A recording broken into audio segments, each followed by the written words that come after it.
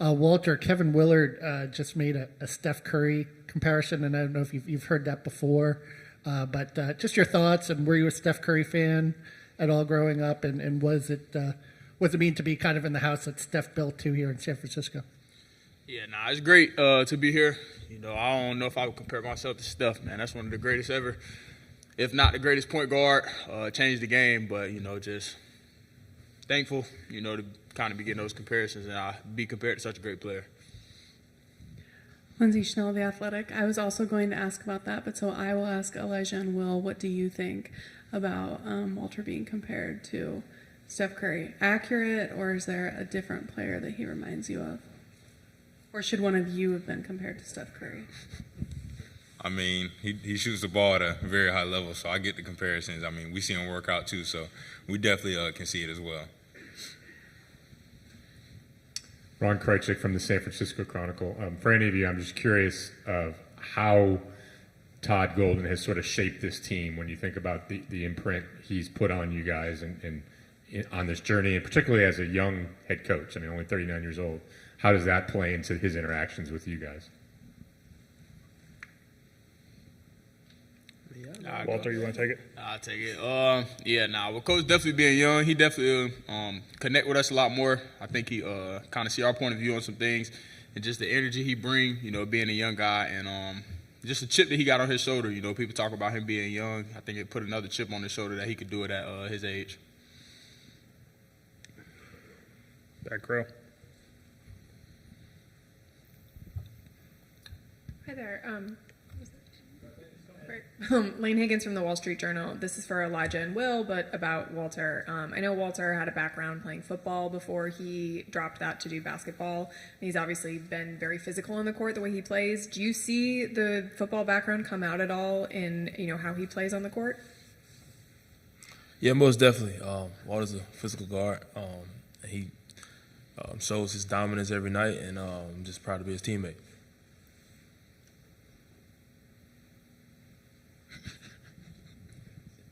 Yeah, Edgar Thompson, the Orlando Sentinel. It's for all three of you guys, but if I could start left to right, please. Will, talking to Todd recently, was just talking about how he's kind of a culture guy. Like he's really helped build this culture. And then in with you, Will, please. But came in before the two of you. How has he kind of set the tone for what's been happening here? And then when it gets to you, Will, could you talk about just kind of how your approach to kind of trying to do that for this program? Yeah, Will was, it's been talked about. Will was the first guy that Golden got here. Whenever Golden got here, he recruited and committed. So just he knows what the coaches have wanted, just being here for a couple more years than me and Lodge. He knows what the coaches want. He knows what's expected out of everybody. And I think just Will, personally, he got some goals for himself and for the team so that he just takes it to another level every day of pushing everybody. What was your question again? Culture as well as just help establish it. Yeah, man, Will's an everyday guy. He's a leader. He comes in with a smile every day, and sometimes that's all you need. Yeah, for me, I feel like just being the first one here, like I know what the coaches are expecting.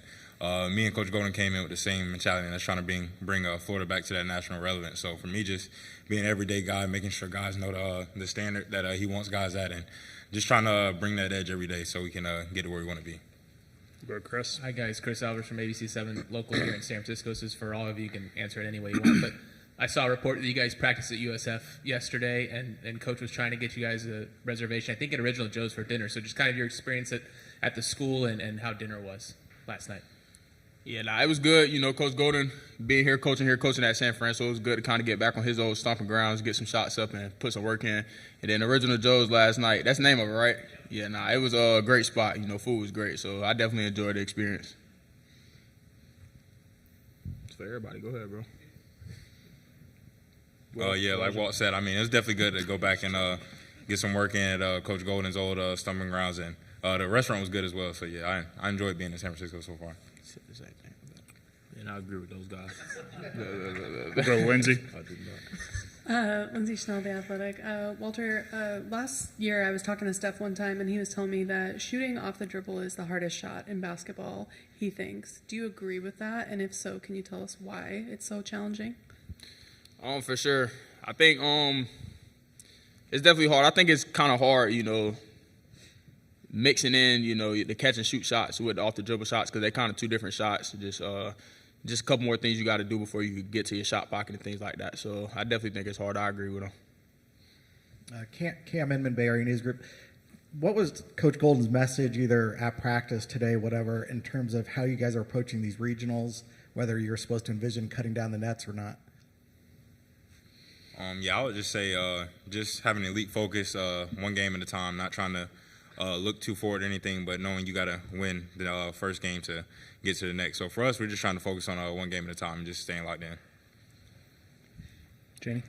Hi, guys. Janie McCauley from Associated Press. A handful of us in here actually covered your coach when he was playing at St. Mary's College. We're old enough to have seen him play, but what was it like to sort of see some of the places that were part of his journey? So much is made about how he's such a young coach and coaching at this level, but to sort of have a glimpse of his path and what did that mean, and what do you sense that it meant to him to be able to share that with you guys? Yeah, him being on a few different stops, obviously all of us, we came from different schools also, so we didn't see multiple things. I think one of his main messages with that is to be thankful of what we got here at the University of Florida, be thankful for the opportunity, the privilege it is to be able to play here, don't take it for granted. So I think that's been one of the main messages, especially with a few places he's been. Yeah, I agree with what Walt said. It's definitely the same thing. What were your observations, I guess, Will, of what it meant to him to bring you back there? Yeah. Good. It definitely meant a lot, just with that being a part of him getting to the University of Florida, which is why it's so special to go out there and work out and just see him back in his old element. So it was definitely special for him. Yeah, it was great. He had a bunch of smile on his face. His energy was great as well. And it's always good to go back home. So, yeah. Go to Ron. Ron Krejcik from the San Francisco Chronicle. Just kind of following up on Janie's question, Will or any of you, or Walter, excuse me. Does Todd talk much about his playing days? Do you know much about what he was like as a player? And I'm curious if that dynamic comes up at all. I think he tried to stay away from talking about his playing days a little bit, just because how much we joke around. So we have a couple jokes, and we don't talk about it too much. But we definitely know that coach was a good player, though. Nah. Go to Kevin. Yeah, Kevin Brockway, Gainesville Sun. For any of the players, it's just the experience of the UConn game of having a hard game, having to come back from down 6 in the second half. How do you think that's going to help you guys going forward? It's going to help us a lot. Just having to be in that dog fight, it was a hard game, a high scoring game at that, and that's what March is about. Just finding out ways to win. Lindsay.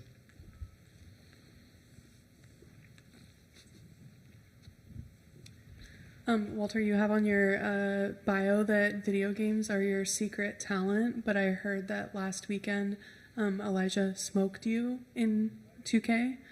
Can you? I was sent that quote by another reporter. That was cap. Yeah, that's cap for sure. I don't even play games. But 2K, I can't get them either. Oh, well, I was just going to ask if you could set the record straight on who the best 2K player is on the team. Oh, by far and away me. There's no doubt about it. I've given up video games a little bit this past month to lock in on this run. But we played, I will say, Kondo beat me, Alex Condon. He beat me in 2K last week. But the input lag on the TV was going on. I'm a PlayStation player. We was on the Xbox, so I got a couple of excuses. I'm going to get them back soon, though. Hey guys, Rocco Miller, Bracketeer.org. Welcome to the Bay. Good to see you out here. I've gone down there and seen you a few times. Elijah Martin, you were with Florida Atlantic, obviously, the Final Four. Good enough team to win the whole title, lose on a heartbreaker that year. You're the guy with the Final Four experience on the team. How much does that get brought up in the locker room or with these guys just to get that extra motivation in the hard times? We talk about it sometimes, not a lot though, because it was obviously in the past. But it's definitely something that's worth been talking about. But we're just worried about this year. We're trying to stay locked in the moment and take game by game. And when we get there, we'll get there.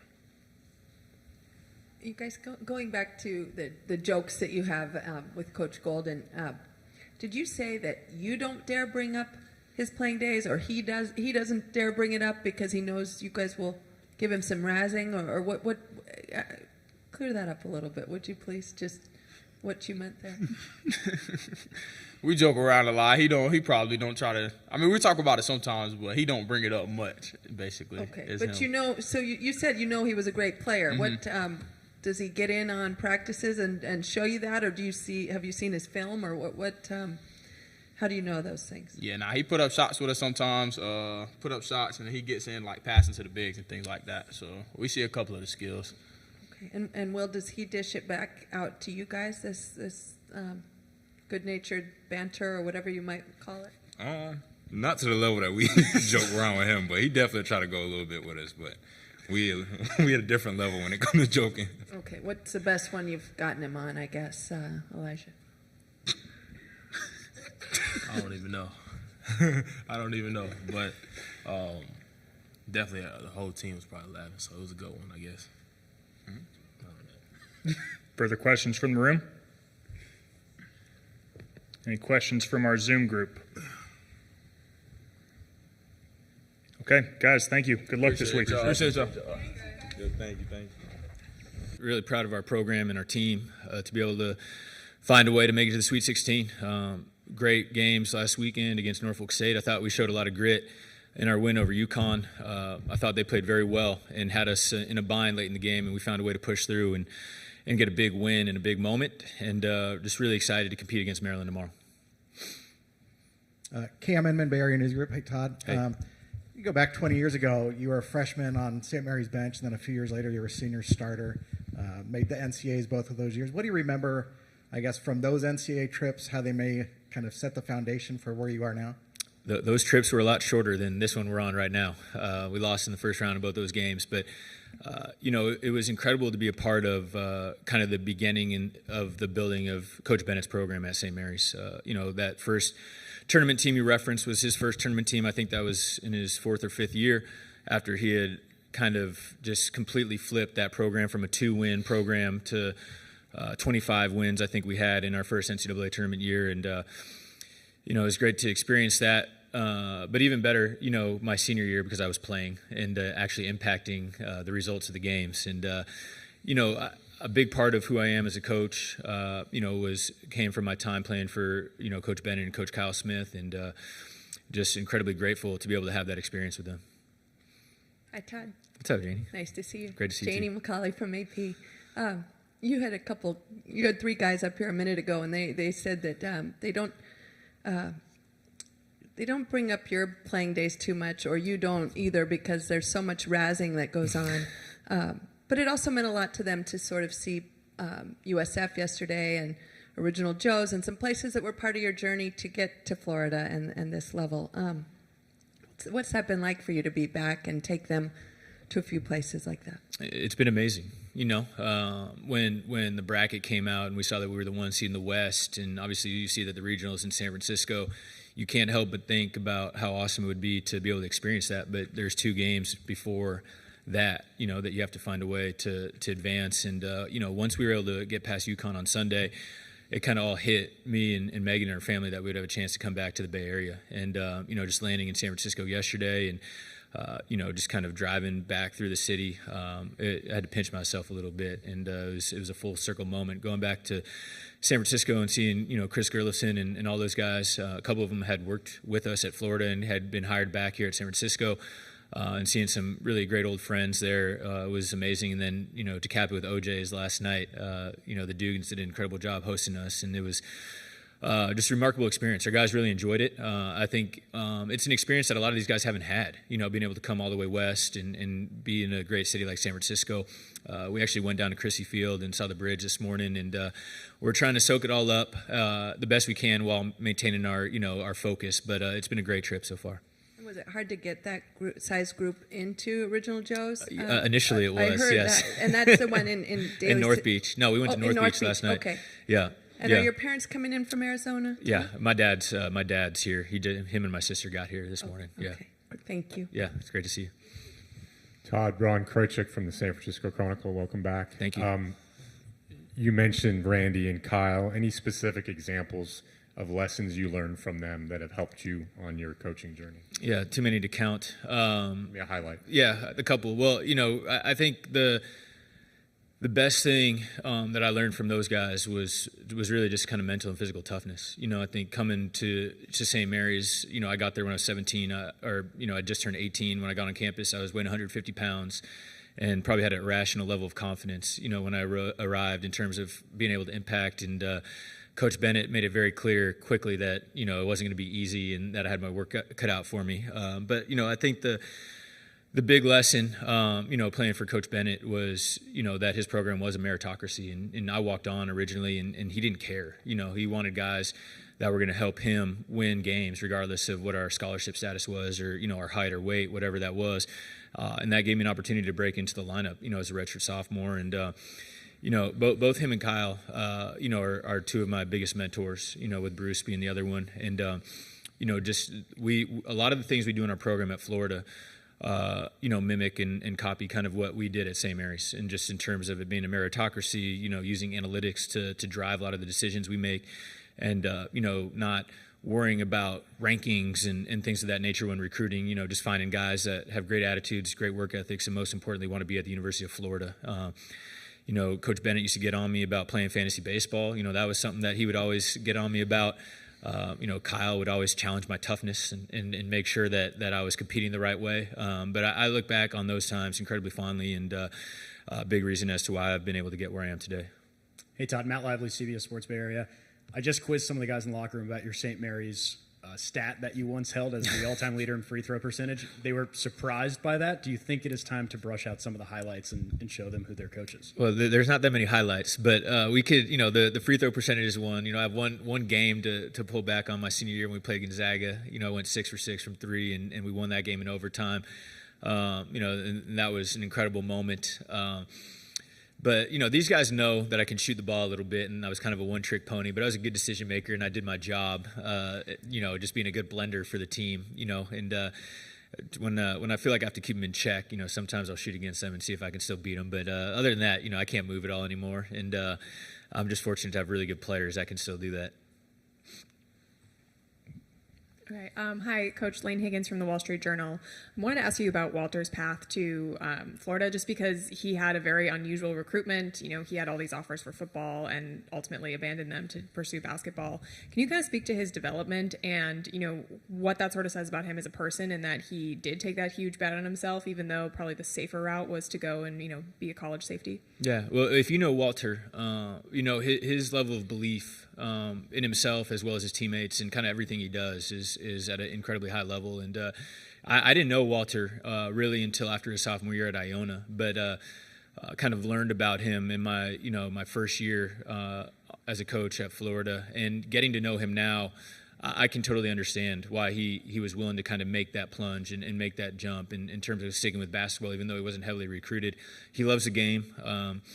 He really understands it. I think he's got an incredible mind for the game of basketball, and it's what he's passionate about. And that, if you know Walt, you understand, passion is kind of what drives him in all facets, whether it's his beautiful daughter, whether it's, being back in the state of Florida, whether it's leading our program, back to national prominence. He takes a lot of pride in those specific things, and when we got to know him, and his mother Sheree and their family on his recruiting visit, we knew he was special, in terms of the way he carried himself and his attitude and his mentality.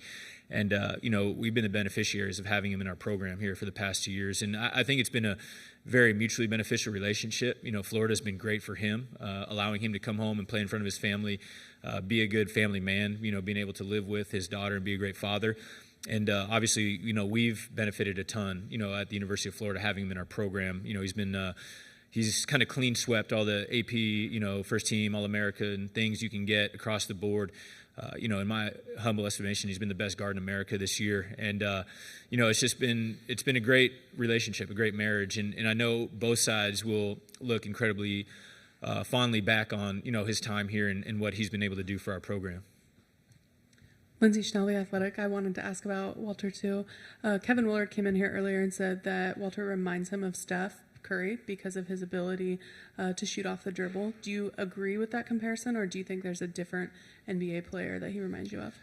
I think Walt is. You can pull a lot of similarities, from his style of play to NBA players. Obviously, the way he shoots the basketball, it's especially to people in the Bay, it might sound crazy to compare him to Steph, right? I mean, he's won a ton of NBA championships and MVPs, but from a college version, I think it's applicable, to say that he's similar to Steph. His off-balance shooting, his ability to get his shot off, at different times, and just his confidence to let it fly from deep. I think those things are very, very similar to compare to Steph. I think he plays a lot like Jalen Brunson as well. Just kind of the way he can handle the ball, but get off it and get the ball back and be a playmaker, decision maker. He's done a great job setting up his teammates all year, and he's just turned into a really complete player, especially on the offensive end, and he's done a great job leading our team all year. I talked Chris Alvarez from ABC7 here in San Francisco. Welcome Hey, back. thank you. One real quick one. What's your favorite meal at Original Joe's? It's hard to say. The penne alla vodka I love. I went with the prime rib last night. Being here in San Francisco, that you can't go wrong. And the follow-up question, but more related to basketball. Obviously, you played in this tournament center stage, and now you have players. What's the difference like between being a player, realizing the dream, and now seeing as a coach and watching these guys live out their dream and try and get to where you guys want to go eventually? Yeah, I think as a coach, you have a much better understanding of how quickly it can end. I think as a player, you get to Selection Sunday. For us, obviously won the SEC championship this year, so we're just finishing a game. We're flying back home, and you have that rush of excitement when you figure out, what your seat is and where you're headed. You wake up the next day and you're practicing, and if you're not on your stuff and you don't play well, you can go home and your season's over on Thursday. And it just as quickly, as the excitement comes of making the tournament, it can be gone. Unfortunately for us, we were able to get through the first weekend, but as a coach, that lingers in the back of your mind. You want to make sure you allow your players in your program to enjoy it the most you can, but at the same time, can't take anything for granted in terms of the opportunity, because it can be gone just as quickly as it's here. And I think that's what we've tried to balance with our staff in terms of what we're articulating to our players is like, we got to enjoy this, but at the same time, we just can't slip. We can't let it anything be taken for granted, because as I said, you can be going home if you don't play well. Todd, what does it say about the guys that they can be this jokester group, which that they describe themselves that way, but also just balance that and bring it when the ball goes up? And is that part of the reason that they're doing so well? Yeah, I believe so. I think we have great talent on our team, really from top to bottom. But the 9 that are playing right now are all very talented players and all do different things well. But I think the separator for our team is what I call our team talent. The way our guys play together, the unselfishness, their willingness to support whoever's night it is. One guy can be hot, and we have no bad body language. We have nobody, just disappointed that it's not them, and that's really why we've been successful and so consistent all year, I believe. And the 3 guys that you guys were just spoke to, our senior leaders, do a great job of kind of keeping the environment light and making sure that we don't, get too just tight in the moment. But at the same time, understanding when it's time to practice and it's time to game plan, it's time to scout, that we got to make sure we approach it with the right level of sincerity. So they've been amazing. I certainly don't take them for granted. It's going to be a bittersweet day. When we finish up and they move on, and it's going to be tough to replace them. But they're a unique, special group, and those 3 leaders are a huge reason as to why we are where we are right now. And will Randy and Kyle have to ask you for tickets? Are you going to be able to see them? I mean, Kyle should be here any moment. He's coming over to practice, okay. So you can ask him. And I'm going to blow Randy up real quick. I asked him if he's going to come to practice for the game. All he texted back was "Portal, thanks." So I think he's going to be working over these next couple of days, and I'm not sure we'll see him. But if he hits me for a late ticket request, I'll make sure that we find a way to get him in the building tomorrow. Is that kind of strange, though, that your 2 mentors might have to ask you for tickets? I don't know if it's strange. I think it's. If nothing else, it's a credit to them.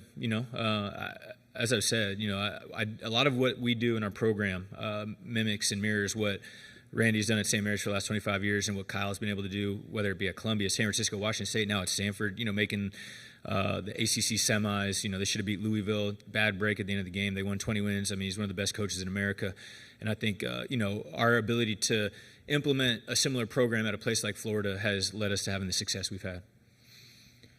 Todd, how would you reflect on both the swiftness of your journey? I mean, 6 years as a head coach to be in this position, and what this year has been like, sort of the tumult of this year with some of the off-court stuff you've dealt with. If you could sort of reflect on both of those. Yeah, I mean, I've been fortunate to be able to play for and be a part of incredible programs my whole life. It started in high school. I played for Dan Mannix, who is a Hall of Fame head coach in Phoenix, Arizona.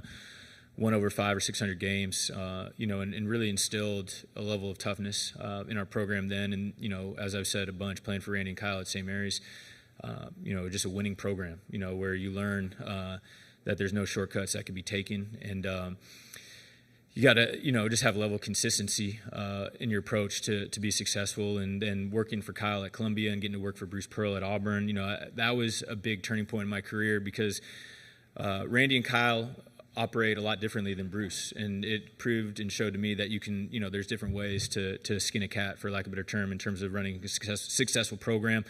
And we take, a little bit from each of those buckets in doing what we do. But I've learned very quickly that you got to surround yourself with great people, both on your staff and the players in your program. And I think we've been able to do that in the 3 years we've been at Florida. And in regards to your next question, we've just kept our head down and focused. And we haven't let some of the outside attention disrupt us and take us off our path. I'll continue to handle some of those situations after the season's over. But for now, we're continuing on winning basketball games and trying to make it to the Final Four. We've got time for one more in the back. Rocco. Todd, good to see you. Rocco Miller, Bracketeer.org. I got to start real quick. Last time you coached in San Francisco, it was a tough one on senior night against Gonzaga. How eager are you to get that taste out of your mouth tomorrow? Yeah, most teams that play Gonzaga have rough endings, so that wasn't anything too crazy. But, it's more about, again, just coming back here and having an opportunity to bring our program back to the Bay in an incredible, opportunity against another East Coast team. My hope is that our fans will travel well. I think we'll have a lot of Bay Area support here tomorrow, both from the city and then from the other side of the bridge in Moraga and the East Bay coming over. And my hope is that they'll give us a little extra jolt of energy, in this game tomorrow, because Maryland's a great team, and Coach Willer's done a great job. They're freaky talented. Watching it on tape, really impressed by their players and the way they play. And similar to us, they had a tough game in Game 2. Colorado State had them on the ropes, and they made some big plays down the stretch. That drive finish that Queen had over Morton, kind of off-balance floater off the top of the glass, was an amazing shot. And sometimes you need to catch breaks like that to make deep runs. And, I think both teams kind of come into this game feeling like a little fresh and like we got nothing to lose. So it should be a great game tomorrow, and, we're excited to be back here. Yeah, and a quick basketball follow-up on that.